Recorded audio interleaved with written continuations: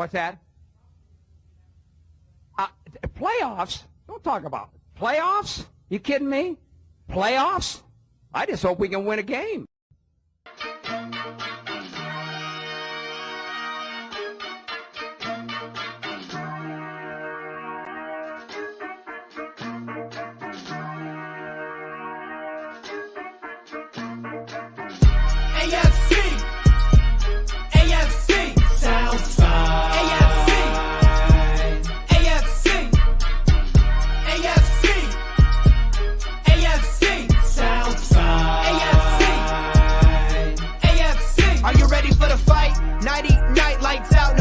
About to be the clash of the Titans. Strike like a lightning bolt. You feel the ground pounding, that might be the coast. Quick like a joke, like to hit when provoked. Don't you doubt that. That's a Jaguar to a house cat. That's an outcast to a whole squadron. If you talking Houston, then we've got a problem. You'll probably get the horns if you mess with the cattle. Sit back in your saddle and get ready for the fan battle.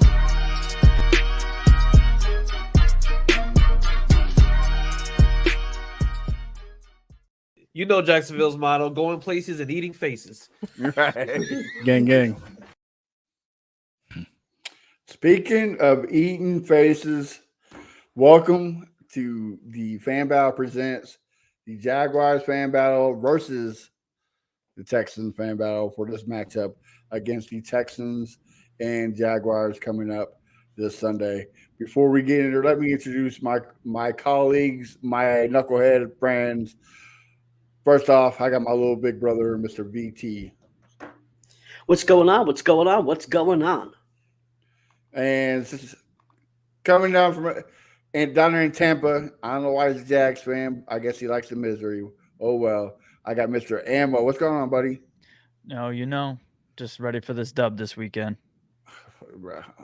We'll get more on that too. And last but not least, we got Mr. Cody Blankenship. Cody Cold Gaming. What's going on, brother? What's up, man? I'm all hyped up on bath salts and cocaine. Let's get it. Here we go. You ready to eat some faces, huh? All right. Well, sounds like a regular day in Florida, man. It does. Well, let's get to it, guys. The matchup. The Jaguars are 1-1, and the Texans, of course, are 0-2. We'll kick it off with you, Ammo. What are the steps for the Jaguars to cream the Texans that's most likely going to happen?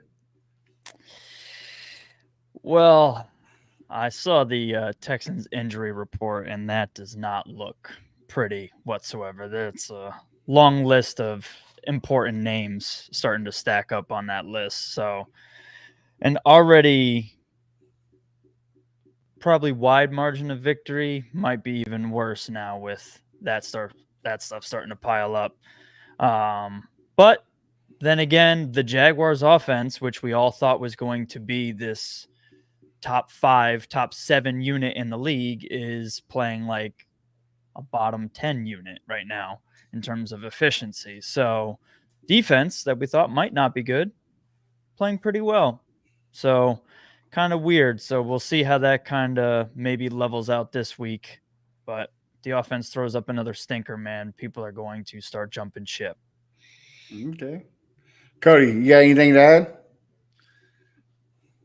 I mean, there's this thing going on with my fellow Jags fans. They're sad, dude. They've been sad for so long.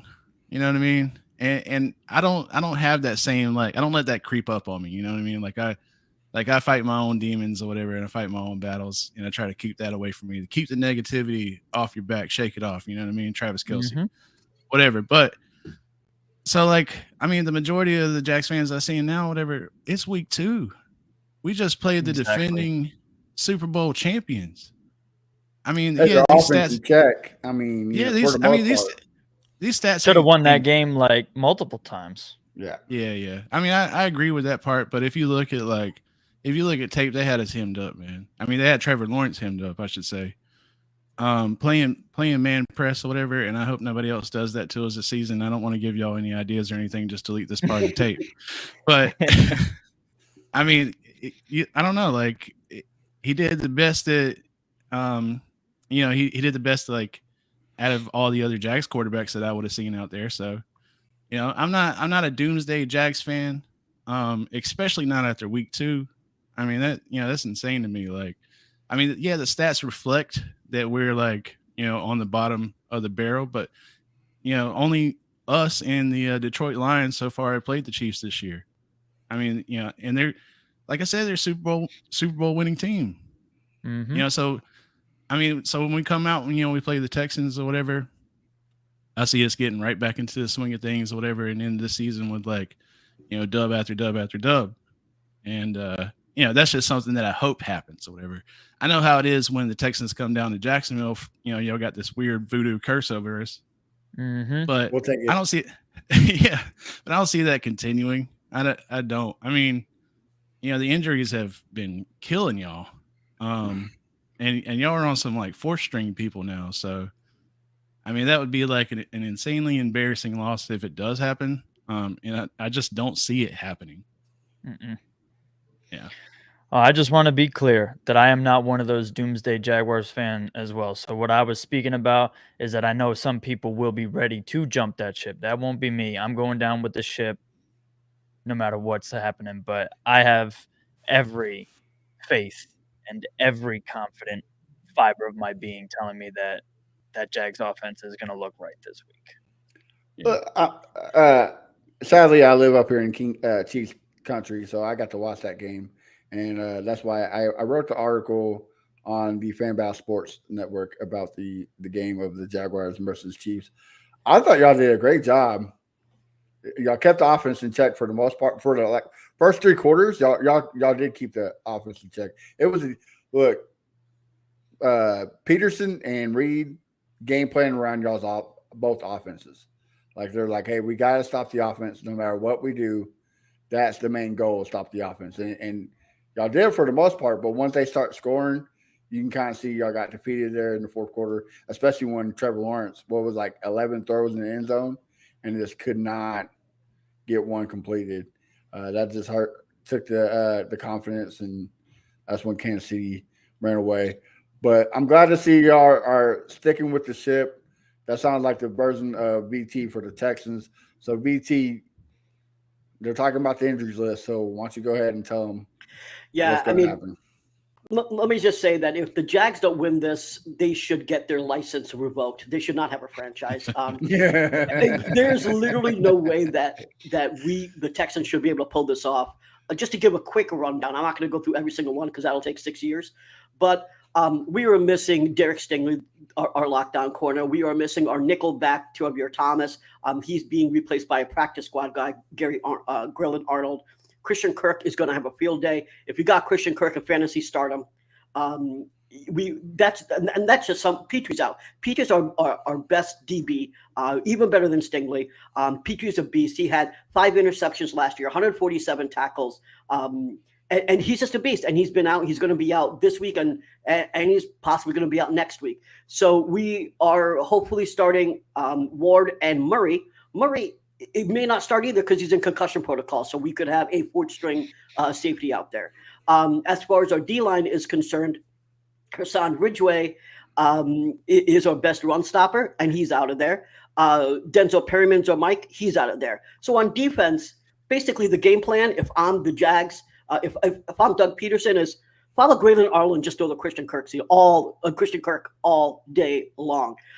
You know that Steven Nelson is going to be covering Calvin Ridley, and Calvin Ridley is going to get away with a bunch of shit. But I'm just saying, why even take the risk? Just throw to Christian Kirk all day long, and you guys should be able to put up at 30, if not 40 points. Cody, I just have a quick question. Sorry, go ahead. teacher. Yes. Shaq Griffin is going to be out there. Yes, he is. Who's he covering? Because that's who we're throwing to every play. Well, I mean, honestly, in all reality, why wouldn't you throw to Grayland Arnold, who has essentially only played nickelback? We got beef with Shaq Griffin. Yeah. He got burnt many, many times in a Jaguars uniform. It's time he gets burnt by a Jaguars uniform. So, yeah, sadly, he is taking these things. He's been playing pretty well in the slot position for us, but he hasn't been playing a lot. But now he's going to get more because of Stingley being out. He's going to take more of the volume. So, yeah, it's going to be an interesting time. I agree with BT. I think Christian Kirk is going to have a heyday because I think they put Nelson on Ridley, and Nelson has been a beast for us. QB, the quarterback's ratings is a 40.3. I think top 5 in the league in right. corner right now. So I mean, like, yeah, of course, Calvin Ridley is an amazing wide receiver, but again, what is the point? Why would you even attempt to do that when you have Christian Kirk that's going to be free all game long? Right. But so my question is Josh Allen, is he back to 100% or is he still hurt? So he looked like he had a couple good practices, so I think he's probably good to go. They'll probably lean towards a game time decision just to make sure. But I think he stacked 2 okay practices back to back where it didn't really bother him. So Okay. Well, that worries me a little bit because we have a carousel of offensive line, but we do have Leonard Tunsil back. So hopefully that left side stays tight and right. But look, Stroud has been the sixth top 10 quarterback with a whole offensive line. He's top 4. Okay, top 4. I mean, passing wise, yeah, but I'm talking about overall. So he has 626 passing yards. Just to throw this stat out there, he has 626 passing yards now. If he has 213 yards, which I think he will do this game somehow, he will lead the NFL, be in top 5 in the NFL for rookies that have had that many passing yards and starts. The one glorious thing that I can say about the Texans right now is we got our quarterback right. As much as the injuries suck, as much as right now, we want the defense to be better, but, they're too injured and they're not showing up. You've got problems there, but the quarterback we got right. Davis Mills had Nico Collins for 2 years and never did anything with them. The second game of his life, he made Nico Collins a top 5 wide receiver. He now has 226 yards. That is something that no one expected. I certainly did not. That is Nico Collins' rookie jersey before he changed to 12. I had moved him at the bottom. He is now at the top with Petrie. So, yeah, that is the one thing the Texans can be proud of. But overall, with all these injuries, there's just no chance until week 5. All right. So what kind of give us a game plan of if we were the Texans, how can we beat it? Even though it's not going to happen, how can we beat the Jags? Miracles. Miracles. All right. Miracles. Well, I mean, I'll tell you this. Like, it's not going to happen, but I'll tell you how it could happen, right? Jack Griffin changes jerseys at halftime. Let's pretend for a moment that the defense is actually serviceable. From an offensive perspective, what you have to do is you have to do what he did in week 2, and I'm talking about Bobby Slowick. So one of the best things that Bobby Slowick did, and we talked about this with Lance Zierlein on our podcast, is that he set up packages where you had multiple receivers in Stroud's line of vision during the blitzes. That way it's quick. You can get the ball out, and he set up not just in breaking routes, but even deep curls. So you basically have a high-low. You have a 1 and 2, and you do that. And from the offensive side, that's what you do on passing. Now, if you can get the run game going, that's only going to help. But with this line, we haven't been able to do that. And Dameon Pierce has not been able to hit his breaks. And I love Dameon Pierce, but the difference between last year and this year is that Dameon Pierce he trusted where the hole was going to be and just went. And even when it wasn't there, he ran through the tackles. What he's doing now is he's stopping for a split second or 2 seconds, not 2 seconds, but a second. That 1 second is too long because the gap is closed, and then he's getting stopped. So if he's able to go back to what he was in week 1, then we can get the run game going. So I think that one of the things that Texans fans, as much as I think we're going to get blown out, I think that if you're a Texans fan and you want to watch this game and you don't want to cry the whole time, the one thing that you should look at is the offense, because we are going to have a good passing attack. Let's see what Bobby Slowick, the O-line, and Dameon Pierce can do to get the run game going.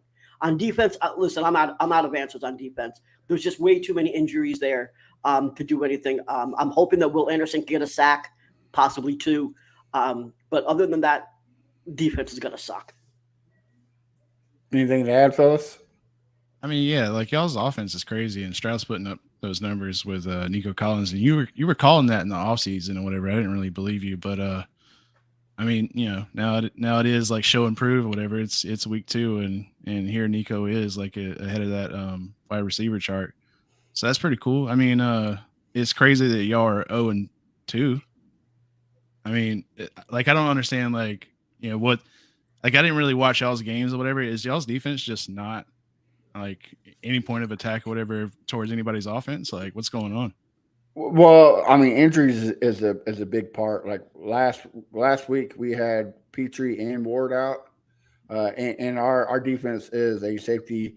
And Murray went on half. I was about to say, and Murray went out in the first quarter. I think it was the same. A fourth string safety. I think it was the same play that Richardson got. I think they both knocked each other with a concussion. Am I right?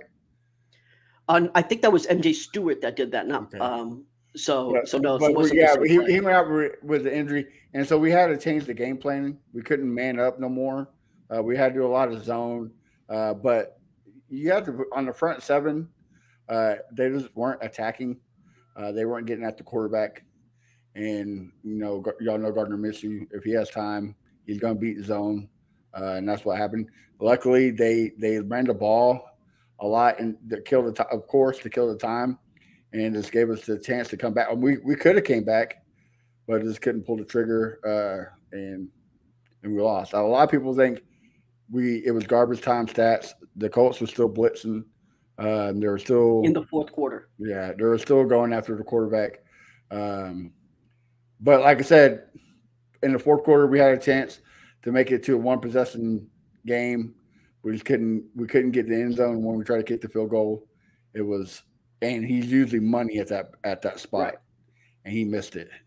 It wasn't even that long. It was like a 51 field goal or something right around there, and that's it was 42. Was it 42? 42 yard. It's even worse. Yeah. I mean, the whole thing is that offense basically was C.J. Stroud and Nico Collins. That's obviously you can say it was some of the line, but I can't even give them any credit. But it was really C.J. Stroud and Nico Collins that was putting up points, and obviously Robert Woods was involved. Tank Dell was involved, so I can't say their names. But for the most part, the receivers period. The receivers period really did their job. I mean, listen, you have 147 Nico Collins, but Robert Woods and Tank Dell got 70 yards apiece. So they did their jobs. It was the defense being injured and then also not showing up on the front 7. So we know our secondary was banged up to hell. But Ridgeway being that run stopper, and he's gone, meaning that the run defense wasn't there. But we should have been able to get at the quarterback. That's on Will Anderson and Jonathan Gennard, Jerry Hughes. That's on them. You can't say that's on injuries. And so I do think that's going to change a little bit this week. I do think that we'll have a couple sacks against Trevor Lawrence. I think your line's not that great, honestly. So we should be able to get to the quarterback. But at the end of the day, I don't think that's going to be enough. Because y'all starting left tackle still out, isn't he? Ain't he still suspended? No, but the person that's playing for him is playing absolutely lights out. Yeah, he just got he's let up one pressure in 2 full games. Talking about Walker Little, right? Yes. Oh, was it Little? I thought Harrison's the one who took over for him. Yeah, no, Harrison's playing right. Right, yeah, he just got the captain badge. Oh. Yeah. So he might not even come back to his spot, huh? Yeah, no, Walker Little is the best lineman on the team right now. And honestly, Harrison hasn't played that bad except for against Chris Jones. He gave him his welcome to the NFL. Chris Jones won 72% of his reps. That is absurd. Yeah, it was a baptism. I was about to say, it's more y'all's interior line. It is our interior offensive line that is doo-doo. Yeah. Right, well, and hopefully we take advantage of that. Hopefully, Sheldon Reckons has a heyday. He's no Chris Jones, but to tell you the truth, I haven't been all that happy with Rankins overall. I was game 1, but he just completely disappeared. Game 2. He seems slowish, honestly. He seems sluggish. He doesn't. He's been in the league for almost 10 years. So, I know, but he was on the Jags just recently, and he was all decent. He just seems really, really slow. But he's getting paid $10 million. He better act like it. But you could be in the league for a decent amount of time. You get $10 million, got to do something. Talk about Dameon Pierce real quick. He had a slow start, and when he had his breakout game against us, week 3. You know who he played?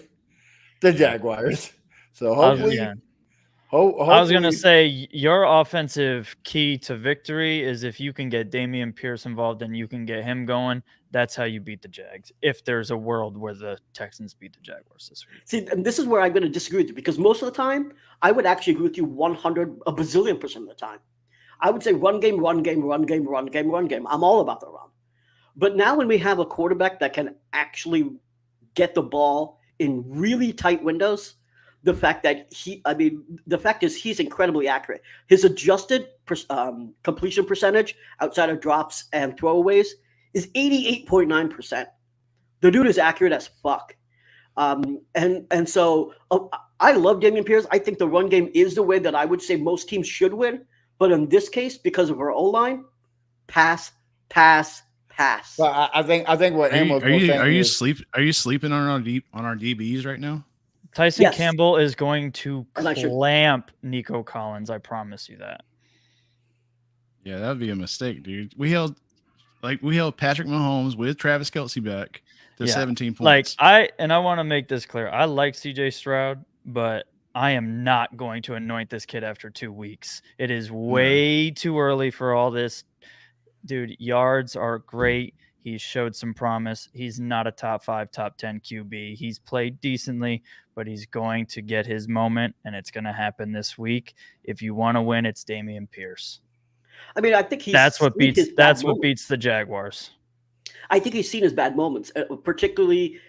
Here's one of the things I love about CJ Stroud is that the mistakes he made in preseason, like in the Patriots game, he doesn't repeat. We saw the development back in training camp. The struggles that we saw in training camp, there were questions around like, did we get the right guy back in training camp, right? And every week and every day, he actually got better. So obviously, you guys aren't following anything in training camp and stuff like that, but you probably saw all the highlights with the Patriots game. And the mistakes that he made. What he's doing now differently is that he understands his line is absurdly shit, and he understands that you can't trust him. So what he does two different things. He doesn't just run away the way other quarterbacks do. This is one thing that I think that he's almost like a vet. When he's under pressure and he sees the pressure coming from the sides, he literally goes up. He doesn't run backwards and just gets a sack, which is what a lot of rookie quarterbacks do. They rely on their athleticism and run back. What does he do when there's pressure coming from the left and right? He goes right up. And then if you're in zone, you're fucked because he's going to find a way to get the ball out. And that's one of the reasons why CJ Stroud, why I'm praising him. Yes, is it early? Of course. But the different plays that I've seen him being able to succeed when other quarterbacks, and I'm talking vets. I'm not just talking Davis Mills here and shit like that. Like, I'm talking vets, actual quarterbacks that have starting jobs right now, like Jimmy Garoppolo. And I mean, literally some of the quarterbacks we see right now, I don't think they could make some of those throws. I don't think they could make some of those plays. He's got the combination of athleticism and accuracy to take us where we want to go. We just need to build a team around him. And we obviously need to get not 13 dudes on IR, right? We've got the most dudes on IR than any other team in the league right now. So like once that's cleared up, after week 5, we can start stacking dubs. It's just not going to happen until then. Any rebuttal? I do have to say one thing. Jeffrey popped up here with a little comment. You asked if I watch football. You clearly have never watched Tyson Campbell play football if you don't think he can clamp. So I was about to say Tyson Campbell is he has done more in the NFL than Nico Collins has done for longer so far. So by resume, I would say Tyson Campbell around. is a pretty good corner. But the other corners is what's worrying me about your squad. Darius Williams has been good. I like Andre Cisco. Andre Cisco has stepped it up, but all three cornerbacks rank top 5 in PFF successful coverage over expected. That's 3 of them out of that's the top 8. Like I don't understand how people are sleeping on the DB core right now. The Jags, this is like a no-fly zone. I mean, I'm not going to say it's a no-fly zone. I will say that Tyson Campbell is strong. I'm not gonna shit on him because he's actually pretty good. But the difference is when you guys are playing in zone, we can take advantage of that because we're not talking about man coverage here. We're talking about zone, and when you're in zone, there will be that slight opening that CJ can find. This is one of the cool things. Like Bobby Slowick has made plenty of mistakes, particularly in the protection, like putting Darway up there in order to protect C.J. Stroud, you're going to get C.J. Kidd. He's made mistakes. But one of the best things about Bobby Slowick is he understands the strengths of the players that he has when it comes to the receiving game. And so he knows where to put Collins. He knows how to use Tank Dell. He knows that Tank Dell, he doesn't need to be just that deep. He's the guy that you're putting underneath and going to get you yak. No one ever thought Nico was going to lead the team in yak yards. Guess who is a yak leader? Nico friggin' Collins, because he understands how to use them. You know what Tim Kelly never did? Tim Kelly said, "No, I want you to act like a Tank Dell. I want your routes to be like a Tank Dell." No, those in-breaking routes where you only have one cut, not two or three, is perfect for Nico Collins. And so so Bobby Slowick is using the players to their advantage. The only thing he needs to do better is find ways to protect C.J. Stroud. I think they need to use TQ out there, Tegan Quintariano, as an inline blocker until our line comes back. I think that he's incredibly underused. Don't use him as a receiving threat right now. The O-line needs help. I think that when you do that, that gives a line a little more help. The other big issue is that we let a lot of free runners through. Most of the sacks, we have the most sacks in the league right now, right? So 11 sacks, and most of those sacks are on free runners. That is something Bobby Slowick has to address, and I think you address that with TQ. Yeah, the only way I see the receivers being successful on the Texans side is, of course, when y'all blitz and we're slanting the hell out of you guys. But it's not like a successful where we get 20, 30 yards on you guys. It's going to be like an 8, a 7, a 9, Like that whole scheme that you were just talking about, whatever, that would rely if y'all had the run game going. Well, I was about to say thank you, Cody, because I was about to say I'm going to disagree with my brother VT, and I'm going to say the way to win the game is get the running game involved. Like Pierce has to have at least 21 touches and about 80 yards for us to even come close to beating you guys. We have to open up the playbook, play action, whatnot, and we have to let the Jags think that Pierce is going to be involved. Because if they don't think Pierce is going to be involved, then they're going to game plan and circle Mr. C.J. Stroud, and it's just going to be hard. I'm not saying you don't run the ball at all. I'm saying that I don't think that Slowick is going to give Dameon Pierce 20 carries. I think he's going to start out and see if the run game works. I would love it if the run game works, but you got two issues. You got the issue I already said about Dameon Pierce, and then you have the issue that our interior does not know how to run block. If you go on the right-hand side, I know we just extended Shaq Mason, but he has been terrible in run blocking. Tunsil, hopefully he's back. He's still listed as questionable. So we still aren't certain if he comes back. But Josh Jones does not know how to run block. So the issue here is that the line itself is pretty bad in run blocking. And like I already said with Dameon Pierce, because you can't trust them, he's second-guessing himself. He needs to put himself out there and needs to realize if the gap isn't there, let me use my momentum. Let me get the 2 yards and let them be afraid of hitting me. But he's not doing that. So if you want to run, it's on Dameon Pierce to say, fuck it. The line's not there. I'm going to go make my yards. He did that last year. Can you do it again? Honestly, week 1, he had a decent he was starting to have a decent game, but we pulled away from the run game. He did. The Ravens interior defensive line is not as good as the Colts. The Colts and you, Cody, and Ammo can account for this. The Colts interior defensive line with Franklin and Buckner, Buckner's a dog. They can cause havoc. So I'm going to give this last week, especially, on to this great talent on the interior defense. I'm not really scared of the interior defense of the Jaguars. So I'm going to say, run the ball. And BT, if you're right, then that's when you say, okay, we do have a problem. But I still think you have like you said, it's week 3, still early to jump to conclusions. But I think you attacked their weakest part of their defense, and that's of course up the middle. Take away Josh Allen, take away Trayvon Walker.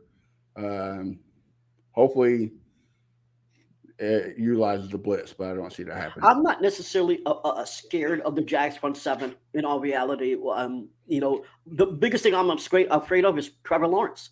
To tell you the truth, that's the only thing that really scares me. And the thing is, Trevor Lawrence, as much as people will bitch and say that he's inconsistent, when he's on his game, he's amazing. To tell you the truth, like I'm not even going to front. He's a damn good quarterback. And Trevor Lawrence with Calvin Ridley and Christian Kirk is a dangerous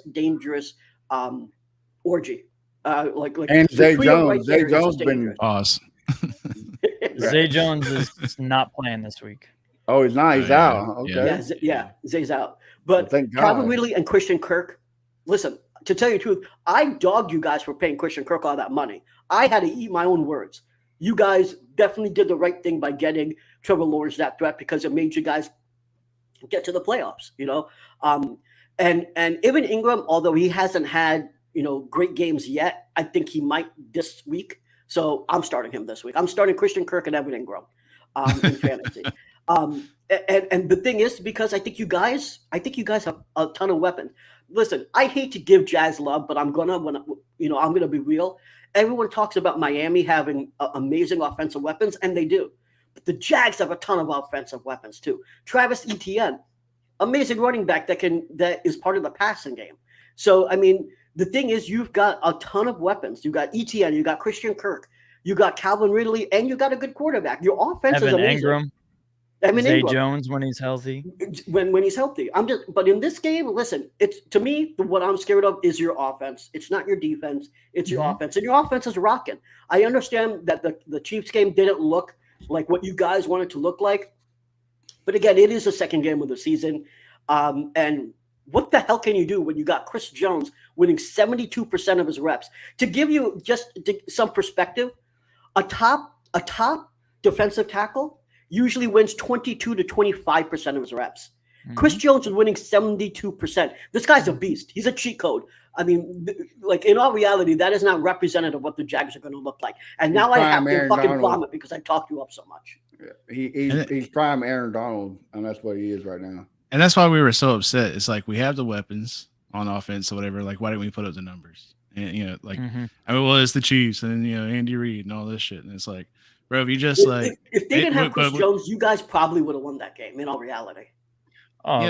We were a couple toe touches away from winning the game anyway, even with Chris Jones. Like Trevor throws it just a tad too high, or Zay Jones doesn't get his feet down the one time he doesn't do it out of 5 times that he normally does. It was a couple little things that could have swung the game. I mean, we didn't play well enough to win on offense. We should and we need to execute those plays, but it's a couple little things that really don't get taken out by the goalpost. I mean, there's a couple. Yeah, don't throw your best receiver into a goalpost, maybe. Yeah, that's why I gave Press Taylor so much shit, whatever, because it was like, I mean, you got a game plan for that. Like, he's winning 70% of the tackles. What do they do? Nothing. They didn't put a tight end they didn't put nothing there. It's like they just let that happen to Trevor, dude. And it's like, he didn't execute. Like, come on, bro. Like, what chance did he fucking have? Like, he's getting chased down.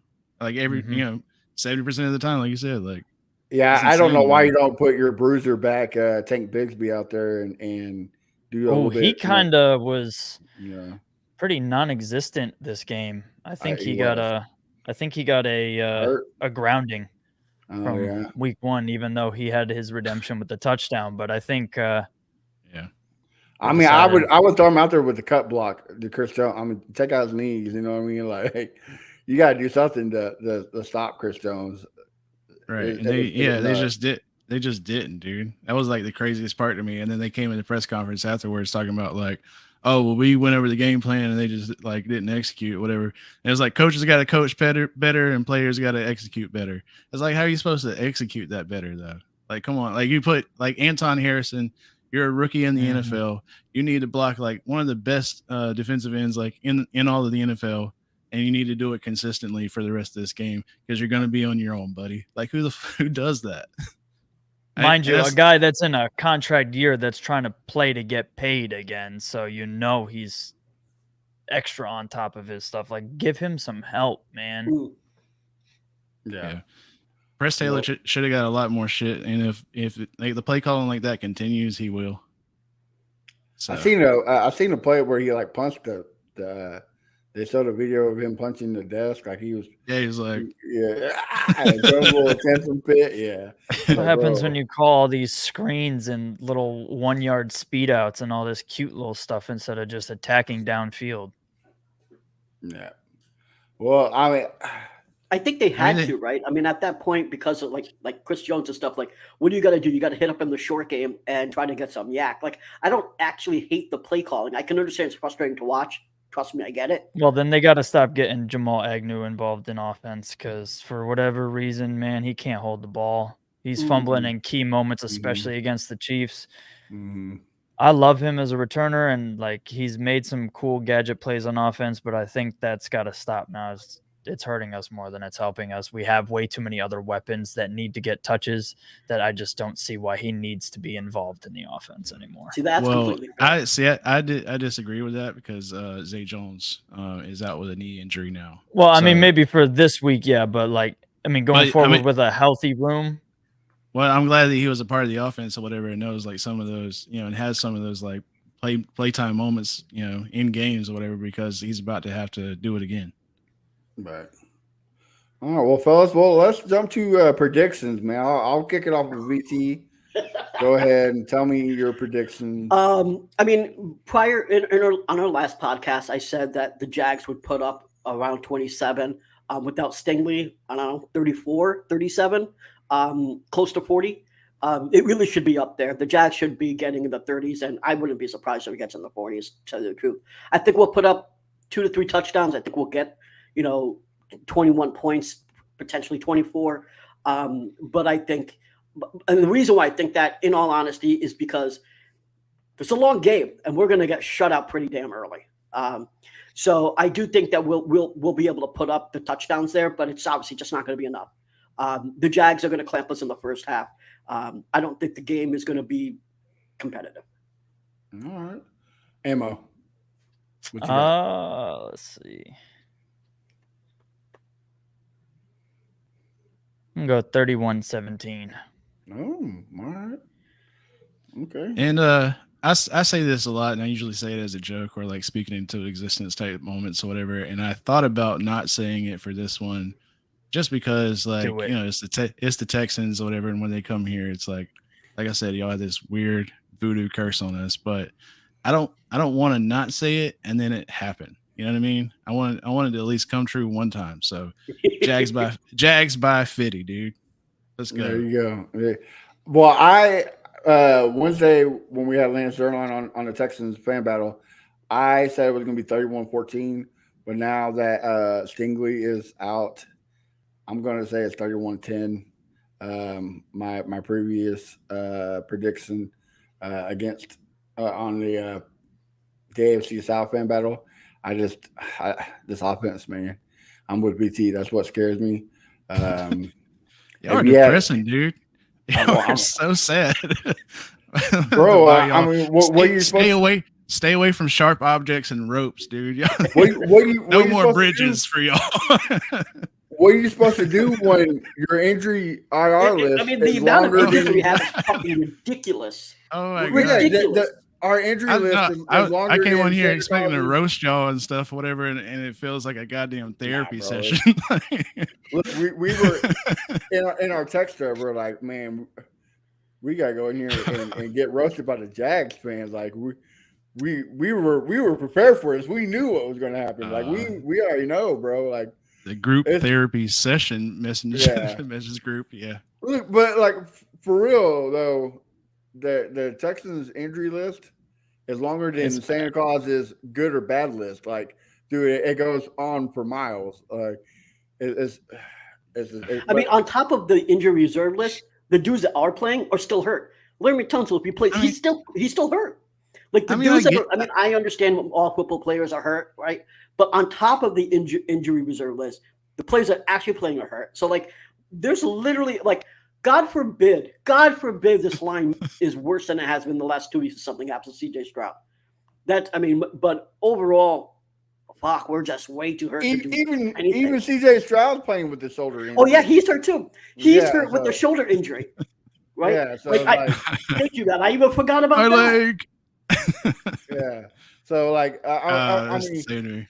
I mean, he's still putting up numbers though. Like, you know, the future looks like somewhat promising. You know, like after y'all struggle it out through this season or whatever, y'all might even like get a handful of wins. I know y'all were saying y'all were going to get 6 wins when the offseason started, and y'all were higher up on the I'm defense still than you there. were on the offense. I So- said 7, and I think it's 6 now because the Colts should have been a win. That was one of my scheduled wins. So instead of 7, it's now dropped down to 6. I still think we get there. I didn't predict that we would win against you in the offseason. So Okay. this Same. isn't changing anything. I thought we would have been competitive, but I didn't. I actually had you guys sweeping us in the offseason. So this doesn't change anything. I in still got terms us. of my schedule. Yeah, I got us. I actually called us getting swept by the Jags, splitting with the Colts, and sweeping the Titans because fuck the Yeah, Titans. sweep. Like That's exactly what I Fuck had. the Titans. like fuck Bud Adams, fuck that whole organization. Like Mhm. it's Houston until we die. So yeah, Hey, that's how Jacoy's, quit messing with ammo, dude. He just looks like that. He's just high all the time. I'm high all the time. when the Jags are winning, I mean, Oh boy. but I know the Jaguars are winning, so oh yeah, that's all exactly. right. But for real, Yeah, we love Kirk. I dude. do see us. Ammo can account for this on the AFC South fan battle. I'll still say that we win 6 wins, especially when our line gets healthy. When we get a Howard, when we get a Scruggs, the line's gonna be a lot better. And just look what CJ Stroud's doing without no line, and he's running for his life. Yes, every goddamn play. Dude, all right, just another stat. He's the 3rd most under pressure quarterback in the league right now, and he's still able to get the shit off. I mean, that is not just something you normally can do, right? Yeah, see, like a little ray of sunshine. Yeah, You know what I mean? Yeah, but, he's no but right Daniel now, Jones. right now, no. I gotta say right now out of the rookie classes, only because my biggest thing is availability, is the best ability, and of course, Anthony Richardson is out with a concussion.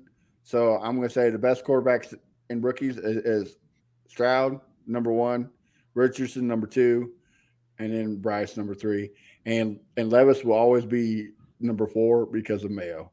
So Bro, he might even be number 7 or something like probably, that. I don't yeah.